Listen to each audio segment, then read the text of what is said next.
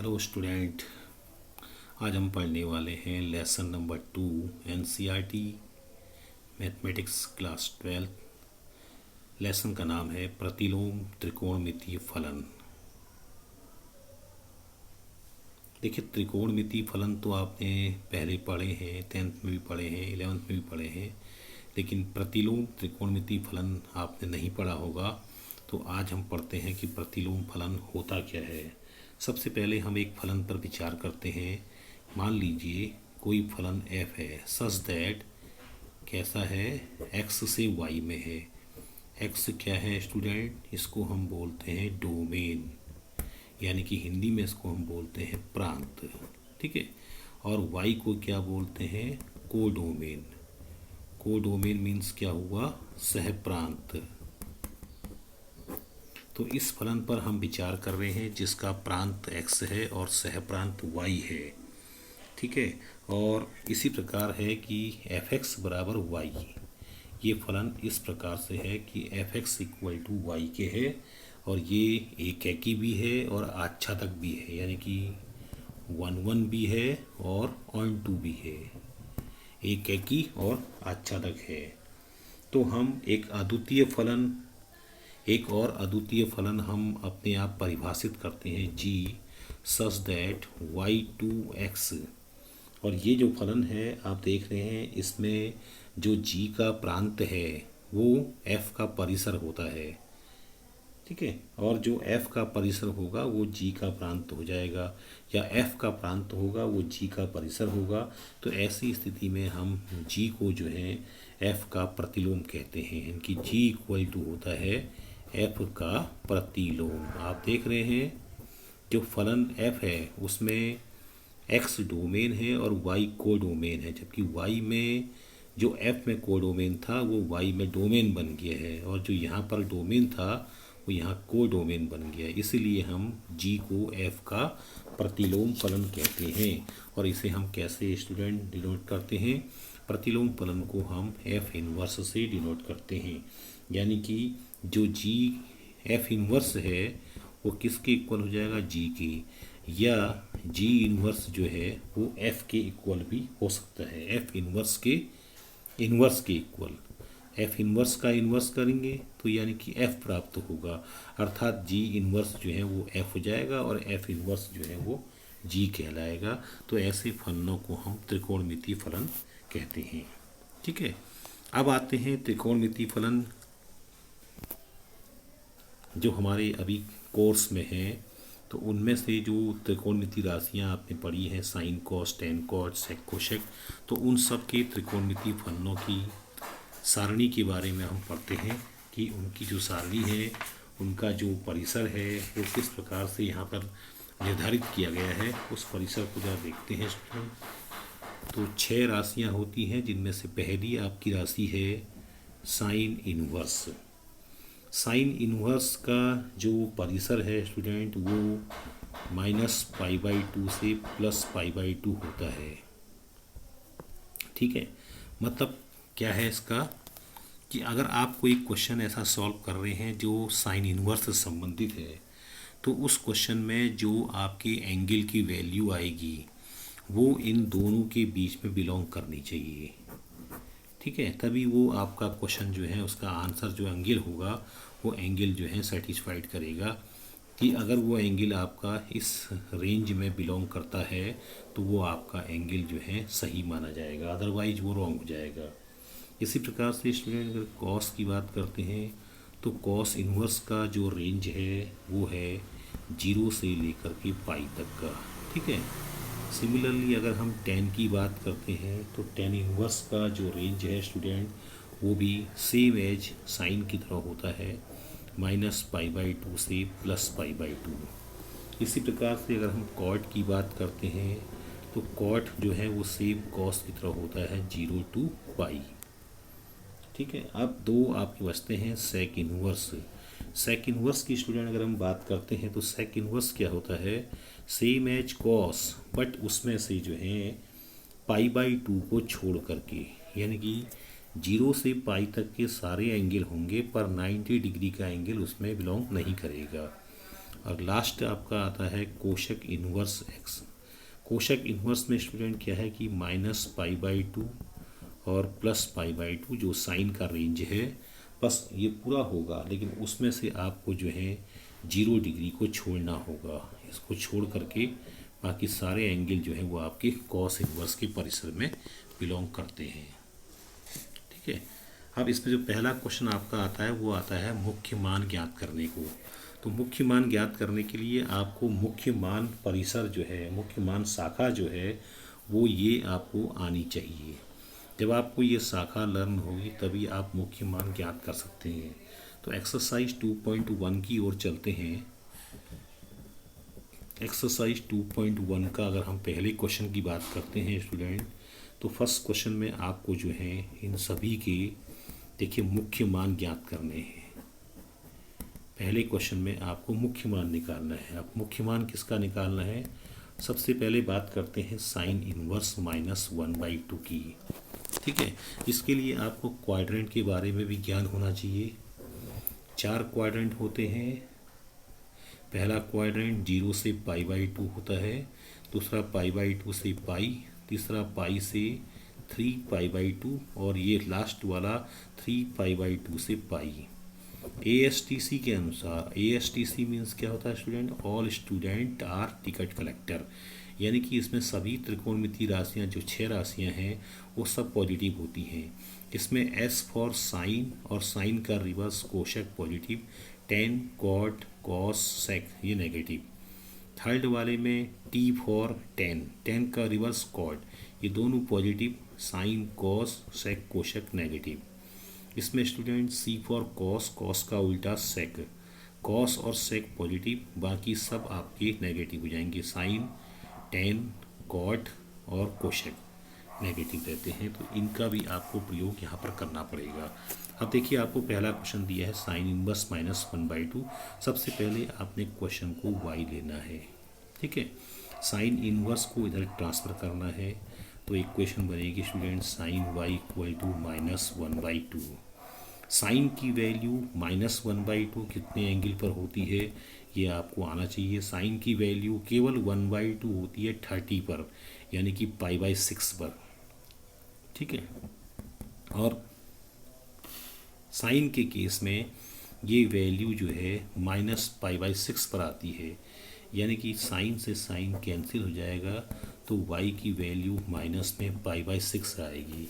पर स्टूडेंट ये वैल्यू अगर इस साइन इन्वर्स के क्वेश्चन के मुख्य मान परिसर में, इसका मुख्य मान परिसर -π/2 से +π/2 होता है, इसमें ये जो वैल्यू आपकी आई है ये बिलोंग करती है, तो आपका जो सॉल्यूशन है वो ये राइट होगा। देखिए शायद हाँ ये इसमें बिलोंग करती है, इसलिए y का जो मुख्य मान है वो आपका माइनस में π/6 हो जाएगा। ठीक है। इसी प्रकार से क्वेश्चन नंबर 2 की ओर चलते हैं। क्वेश्चन नंबर 2 में है y = cos इनवर्स √3/2। देखिए बहुत बढ़िया क्वेश्चन है। सबसे पहले ये बन जाएगा cos y = √3/2। आप जानते हैं cos की वैल्यू जो √3/2 है वो शायद 30 पर होती है, और 30 को हम बोलते हैं π/6। देखिए दोनों कैंसिल हो जाते हैं, तो y की वैल्यू आती है π/6। लेकिन क्या ये वैल्यू मुख्य मान परिसर में बिलोंग करती है? हाँ, cos का जो मुख्य मान परिसर है वो 0 to π होता है, जिसमें 30 डिग्री बिलोंग्स करता है। इसी प्रकार से स्टूडेंट क्वेश्चन नंबर 3 की हम बात करते हैं, तो y = आपका है कोशक इनवर्स 2, यानी कि यहाँ से अगर हम कोशक को हम ट्रांसफ़र करते हैं तो कोशक y = 2 आएगा। कोशक की वैल्यू 2 शायद 30 पर होती है, और 30 को हम बोलते हैं रेडियन में π/6, यानी कि कोशक y = हो जाएगा कोशक π/6। ये कैंसिल, देखिए y की वैल्यू आ गई है π/6। कोशक वाले केस में अगर आपने इंटरवल पढ़ा है तो -π/2 +π/2 0 को छोड़ करके, और ये शायद आपके कोशक के मुख्य मान परिसर में बिलोंग करता है। -π/2 से +π/2 -0 देखिए बिलोंग कर रहा है, इसका मतलब ये आंसर हमारा राइट है। ठीक है। इसी प्रकार से स्टूडेंट चौथे क्वेश्चन की ओर बढ़ते हैं। ये है y equal to tan inverse minus में √3 दिया है, ये बन जाएगा आपका tan inverse y equal to minus में √3, tan inverse y equal to 10 minus का कितना होगा 60 डिग्री, 60 यानी कि π/3। ठीक है, ये देखिए कैंसिल, y की वैल्यू माइनस π/3 जो कि बिलोंग करता है 10 के इंटरवल में, यानी कि माइनस π/2 से प्लस π/2 में। इस प्रकार से हमारा एक क्वेश्चन भी जो है कंप्लीट हुआ। अब देखिए अगले क्वेश्चन में आते हैं। फिफ्थ क्वेश्चन थोड़ा अच्छा है, इसमें थोड़ा सा बदलाव है। ये है कॉस इनवर्स -1/2। कॉस इनवर्स को आप ट्रांसफ़र करेंगे स्टूडेंट तो कॉस y इक्वल टू -1/2 हो जाएगा, यानी कि cos y equal to, cos की वैल्यू 1/2 शायद 60 पर होती है, यानी कि π/3, बट ये कॉस के केस में अगर एंगल नेगेटिव होता है तो उस वैल्यू को पाई से हम माइनस कर देंगे इस इंटरवल के कारण। ठीक है, तो ये पाई माइनस π/3 से 2π/3 बन जाएगा, ये कैंसिल, और y की वैल्यू आ जाएगी 2π/3 जो कि आपके इंटरवल में बिलोंग करता है। ठीक है स्टूडेंट, क्वेश्चन नंबर 6 की बात करते हैं। 6 क्वेश्चन में देखिए y इक्वल टू है टेन इनवर्स -1, ट्रांसफ़र करेंगे तो 10y इक्वल टू -1 बन जाएगा, यानी कि 10y इक्वल टू माइनस का π/4 10 में आ जाएगा, 10 से 10 कैंसिल, और देखिए y इक्वल टू माइनस π/4, और ये 10 के जो रेंज है उस पर बिलोंग करता है, तो ये वैल्यू आपकी सेटिस्फाइड हो जाएगी। इस प्रकार से क्वेश्चन नंबर 7, 8, 9, 10 सेम एज ऐसी हैं, इनको आपने होमवर्क में करना है। देखिए क्वेश्चन नंबर 7 है, 8 है, 9 है, 10 है, इनको आप करके देखिएगा, और कोई भी कहीं भी कोई प्रॉब्लम आती है तो आप मुझसे पूछिएगा। कमेंट सेक्शन में आप लिख के भेज सकते हैं कि ये क्वेश्चन हमें समझ में नहीं आ रहा है, तो आप प्लीज़ इसको समझाइए, तो हम उसका दोबारा सॉल्यूशन बना करके आपको जो है वीडियो भेज देंगे। ठीक है,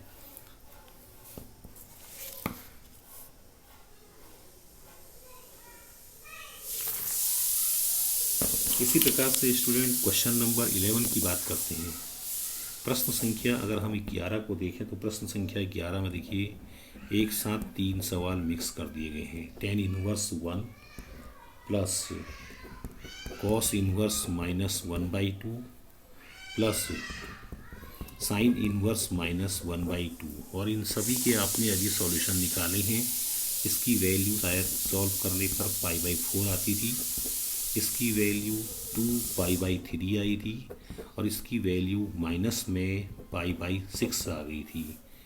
स्टूडेंट इन सभी का एलसीएम लेके इनको सॉल्व करते हैं तो 12 आपका एलसीएम आएगा, 4 3 जा यानी कि 3π, 3 4 जा तो 4 2 जा 8 एंड 6 2 जा 12, 11 -2 9π/12, 3 3 जा 9, 3 4 जा 12, तो 3π/4 आपका सॉल्यूशन बन जाएगा।